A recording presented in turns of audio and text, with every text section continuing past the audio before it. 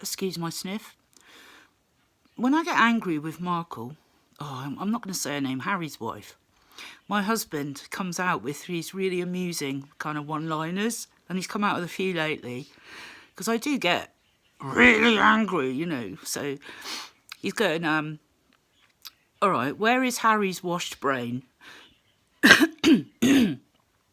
Is it dangling on the line, all shriveled up and forgotten?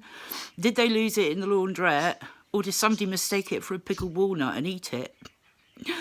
Another one is Harry's wife has a Witch magazine subscriptions run out and they won't renew it. As for going to the funeral, even J.K. Rowling hasn't invented international, like from the USA to the UK broomstick. This is a bit Yo Mama. She's so ugly, even her makeup's embarrassed. If she asked for a steak in a restaurant, they'd bring a wooden one with a hammer to knock it in with, and things like that. And it just makes me laugh, because sometimes you just got to. The woman is certifiable, and why nobody is... How she gets away with it, I just do not know. You know, I mean, they've done everything from A to Z.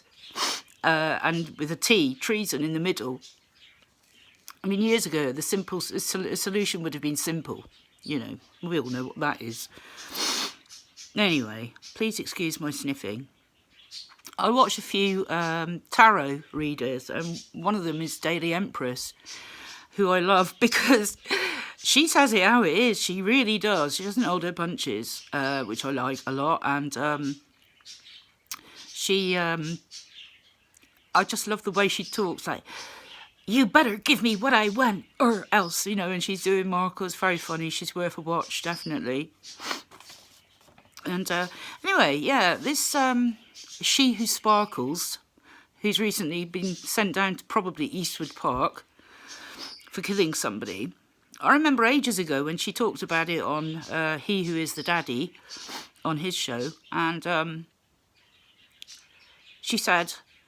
there was a car accident and someone was killed. And then she just had to mitigate it, didn't she? She just couldn't resist it. But I've since been told it was a setup. Okay, so why would anyone want to set you up like that? You ain't Princess Di, love. You're a bog standard working girl from Wales. It's simple as that. You are not important, all right? And who told you it was a setup? The man you killed? The police? Eh? Who?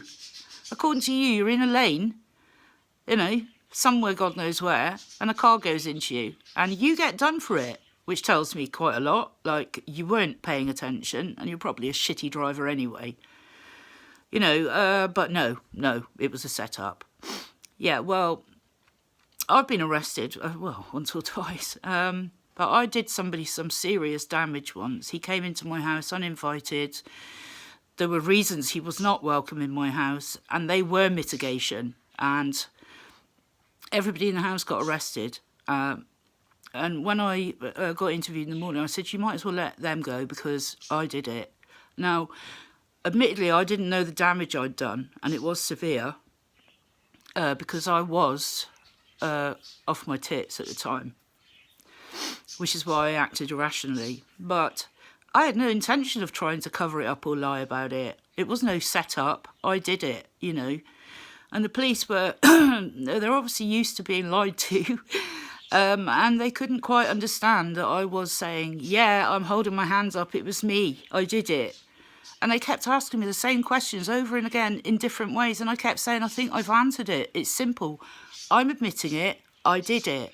Nobody else is involved, even though there were people there at the time, you know. And I was arrested on a charge of GBH with intent. And quite often when they arrest you for any kind of violence, they will stick GBH with intent on it until they've done a bit of investigating, and then quite often it will come right down to the ABH or something, or might even get dismissed. But this was a GBH. The intent wasn't there. But GBH, Section 18, is a serious charge. You know, it's intent, GBH with intent to kill, although that intent was not there, and it was fairly obvious, you know.